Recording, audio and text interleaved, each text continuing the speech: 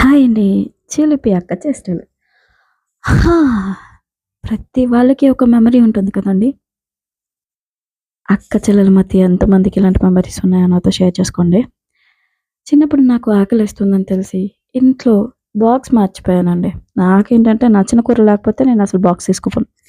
అలా బాక్స్ ఇంట్లోనే వదిలేసి వెళ్ళిపోయిన నాకు మా అక్కయ్య తన కాలేజ్ నుంచి రిటర్నొచ్చి తను తినకుండా అసలు డబ్బులే లేని సమయంలో నడుచుకుంటూ వచ్చి తను నాకు తన బాక్స్‌ని తినిపించేసి, తను ఉత్తి ఖాళీ కడుపుతో మళ్ళీ సాయంత్రం ఇంటికెళ్ళే వరకు అసలు ఆకలికే ఆగని మా అక్కయ్య నిజంగా అలా ఎలా చేసిందో నాకు అర్థం కాలేదండి. ఇప్పుడు ఆలోచిస్తే నవ్వొస్తుంది. అందులో అమ్మలా ప్రేమగా చూసుకునేది. నిజంగా గ్రేట్ కదా! ఇలాంటి అక్కలు ఎంతమందికున్నారో నాకు తెలీదు కానీ, నాకు మాత్రం అక్కుందండి. నాకు ఇద్దరక్కలున్నారు. ఇద్దరక్కలు అలాంటి వాళ్ళే. ప్రేమగా చూసుకునే అక్కలే. సో, మీకు కూడా ఇలాంటి అక్కలుంటే షేర్ చేయండి.